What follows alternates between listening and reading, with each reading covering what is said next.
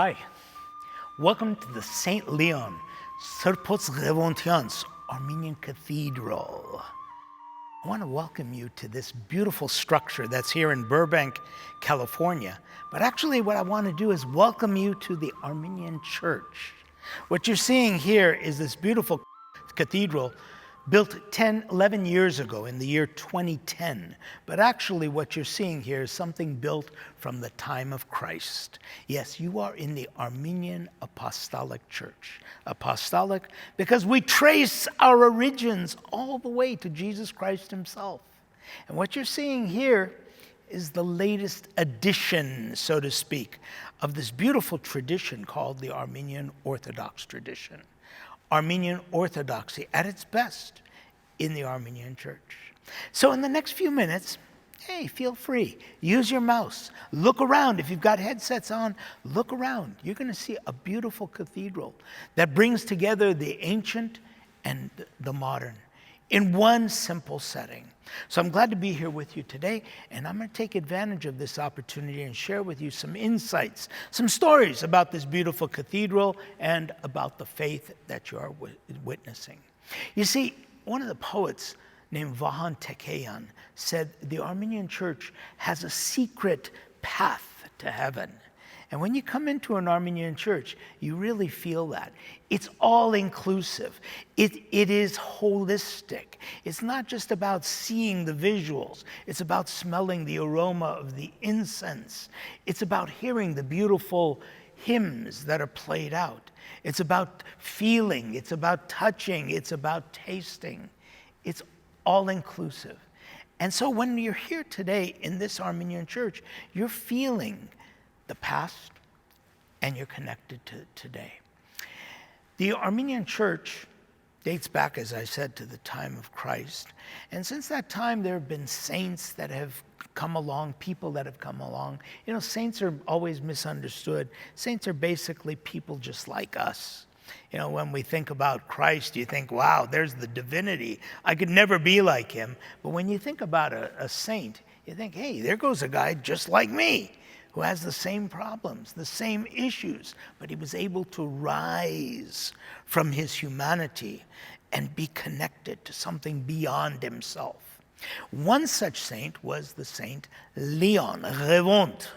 Ghevondyants was a 5th century saint, and this cathedral happens to be named after him and his companions, Ghevondyants. So take a look around right now, and you could use your mouse, or if you've got headsets on, look around, and you can see all kinds of things all around you that point to what not just Saint Leon, but to what he was about.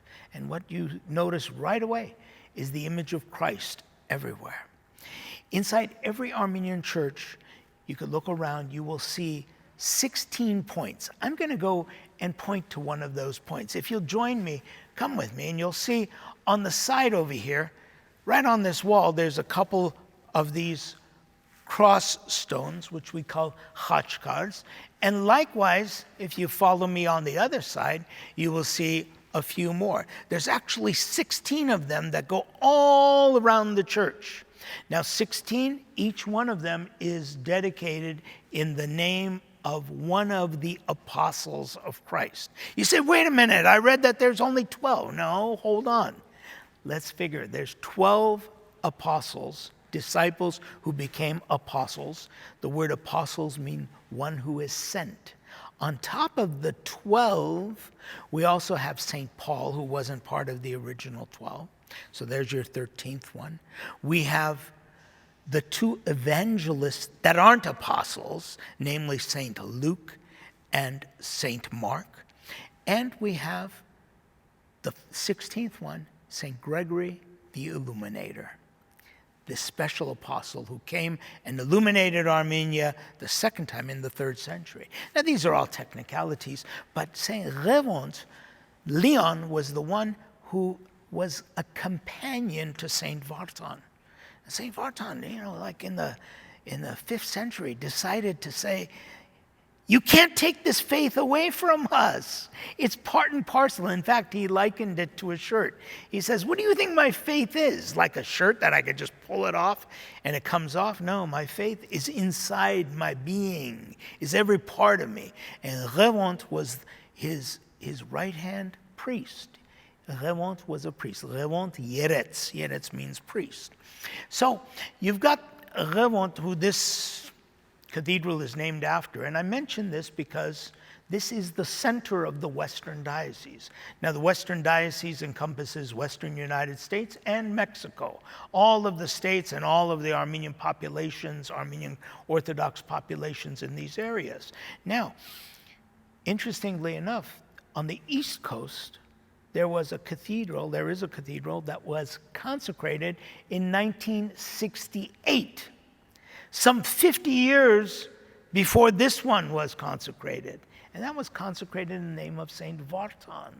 So it's interesting that this is the mystery of the Armenian Church. How here in America, these two cathedrals, which look over all of America, were consecrated in the name of these two friends, Vartan and Ghevont, from the 5th century. Now, if you look up, straight up, you see the dome. Now, the dome is interesting because it is unique to the Armenian Church, this particular structure of dome. In fact, the first one, Holy Echmiadzin, which is the oldest cathedral in all of Christendom, has this type of dome with the different sides and the structure that aims towards heaven. Now, if you look straight up, you notice that there are pictures of 4 men standing or sitting, holding up the dome. And those are the 4 evangelists. Now, think about it. The dome, in other words, our way to heaven, what points to heaven, are the 4 evangelists. We are not a Bible-based church. Our church is Christ-centered. And so because that Christ is given to us in different forms through holy traditions and the word which is spoken through the evangelists in the Gospels, you see that these Gospels, St. John, St. Mark, St. Matthew, and St. Luke, the 4 evangelists hold up the dome. In other words, that way to heaven, the words of Christ. Up at the altar area, and today you notice that there are grapes all around. The grapes come to us from the feast of Saint Mary, which was just happened to be yesterday, a day before this recording. But on all the altar tables, you see the picture of the Blessed Virgin Mary holding Jesus. In other words, the presentation that she makes to the world. True to form, you see Christ, the image, the icon of Christ, always portrayed as a king, as somebody who comes for the salvation of this world. Now, St. Mary up at the altar, why are there grapes? In the Gospel of St. John, Jesus says, I am the true vine. My Father is the vine dresser. In other words, the one who takes care of the vine. And you are the branches. Unless you are connected to the vine, you can't bear fruit. Wow. Well, it's a very difficult saying until you understand what Saint Nerses Shnorhali said. He said, the name of love is Jesus.